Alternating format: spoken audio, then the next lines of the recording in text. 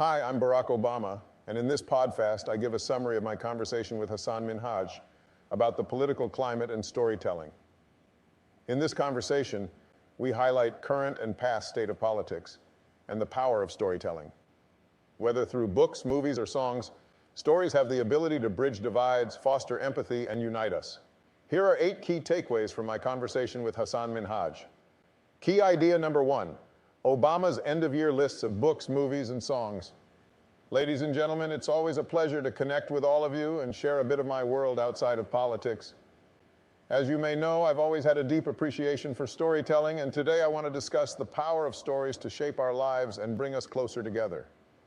In my end-of-year lists of books, movies, and songs, I aim to showcase the incredible stories that have captivated me throughout the year. These lists are not just a casual endorsement.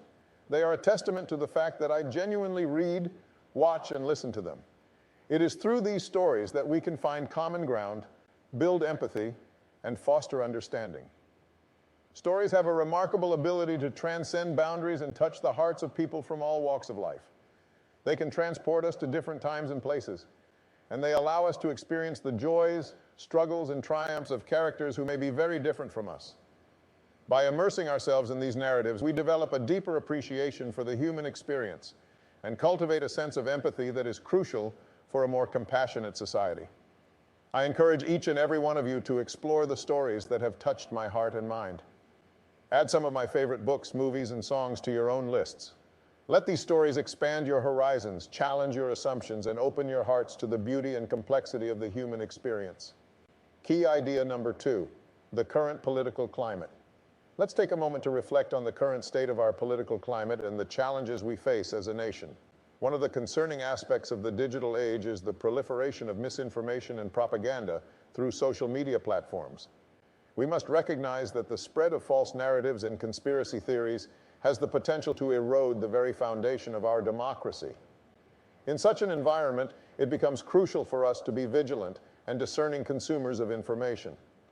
We must seek out reliable sources and distinguish fact from fiction, ensuring that our opinions and actions are rooted in truth. However, it is also important to acknowledge that social media can be a powerful force for good. We have witnessed the incredible impact of movements like #MeToo, which shed light on the pervasive issue of sexual harassment and assault. Social media platforms provided a space for survivors to share their stories, leading to a collective awakening and sparking vital conversations about consent, gender equality, and the importance of creating safe environments for all. Change is not easy and progress is often slow. But as history has shown us time and again, when ordinary people come together and demand change, we can reshape our society for the better. The fight for justice, equality, and a more inclusive future requires the unwavering commitment of each and every one of us.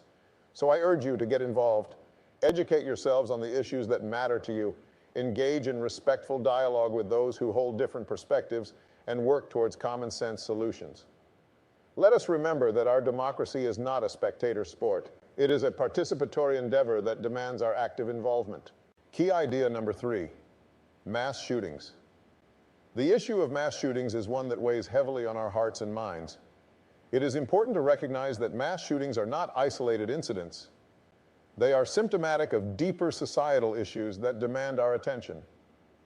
One critical aspect we must address is mental health care. We need to ensure that individuals struggling with mental health challenges have access to the support and treatment they need. By prioritizing mental health services and reducing the stigma surrounding mental illness, we can take significant steps towards preventing such tragedies.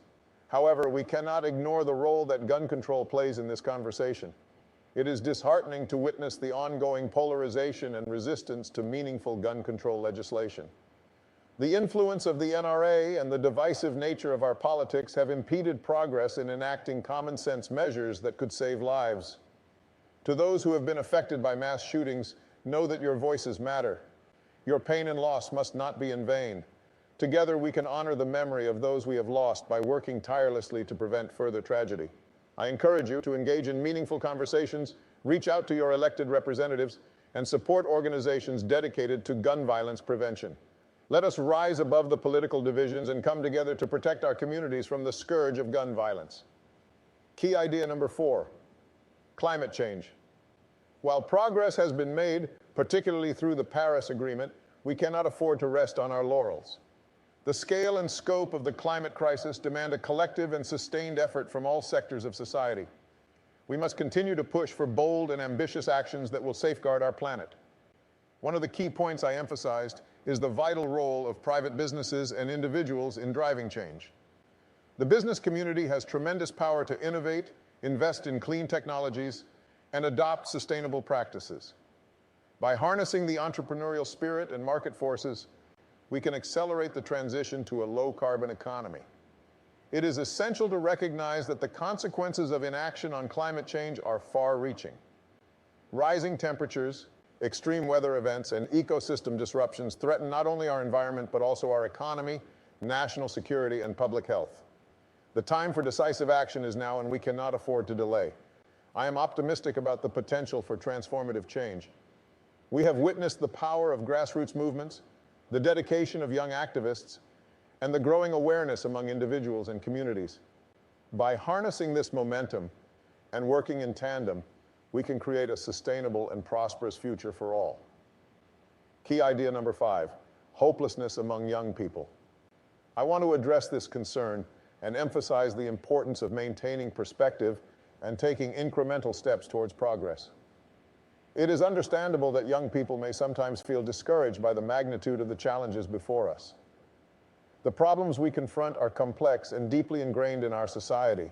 However, it is crucial to remember that significant progress has been made thanks to the relentless efforts of previous generations and the tireless activism of young people. To the young people who may feel disillusioned or impatient, I encourage you to engage in the political process and lend your voices to the causes you believe in. Democracy thrives when its citizens actively participate and hold their elected officials accountable. By getting involved in grassroots movements, advocating for meaningful policy changes, and running for office yourselves, you can be a force for positive change. Let us stand together, young and old, united in our pursuit of a brighter future. Let us channel our frustrations into actions that bring about meaningful change. And let us hold fast to the belief that our shared efforts can shape a world that is more just, more inclusive, and more hopeful for all. Key idea number 6, emotional honesty in politics. I want to take a moment to reflect on my time as president and acknowledge instances where I may have fallen short in being emotionally honest, opting for political expediency over authenticity. It is vital that we recognize the importance of being genuine and truthful in our political discourse. Politics, by its nature, can be a complex and challenging arena. There are times when the pressure to present a particular image or conform to certain expectations can tempt politicians to veer away from emotional honesty. It is a temptation that I, too, as a former president, have had to confront. In retrospect, there may have been instances during my presidency when I prioritized the optics of a situation over my genuine emotional response. I recognize that this approach may have contributed to a sense of detachment or mistrust among some. For that, I offer my sincerest apologies. As citizens, it is crucial that we demand emotional honesty from our leaders. We should not settle for mere political posturing or calculated performances. Instead, we should expect our leaders to engage with us on a personal level, to share their genuine emotions, and to connect with the core values that drive their decisions. Key idea number 7, mobilizing voters. As leaders, it is our responsibility to engage voters in a manner that respects their intelligence and empowers them to make informed decisions. Resorting to fear-mongering or sensationalism not only undermines the integrity of our democratic process, but also discredits the agency of the very individuals we seek to serve. One example I mentioned during our discussion is the importance of highlighting the progress made in areas such as the African American unemployment rate. It may not be a flashy or attention-grabbing topic, but it is a testament to the policies and efforts that have helped bolster the economy and create a tight labor market. Energizing the base in the upcoming presidential cycle is undoubtedly crucial. However, we must approach this task with nuance and respect. It is possible to ignite enthusiasm and mobilize voters without resorting to tactics that exhaust or terrorize the base. By treating voters as adults and addressing their concerns with honesty and respect, we can cultivate a political environment that fosters trust and active participation. Let us reject fear-based tactics and instead focus on building bridges, finding common ground, and appealing to the better angels of our nature. Key idea number 8, importance of storytelling. Stories have an incredible power. They allow us to step into the shoes of others, to see the world through their eyes, and to experience their joys, sorrows, and struggles. Through storytelling, we can bridge divides, break down barriers, and build connections that transcend our differences. When we share our own stories, we create space for vulnerability and authenticity. We invite others into our lives, enabling them to see the common threads that unite us all. So I urge you all to embrace your own stories and to listen to the stories of others. Share your experiences, your triumphs, and your challenges.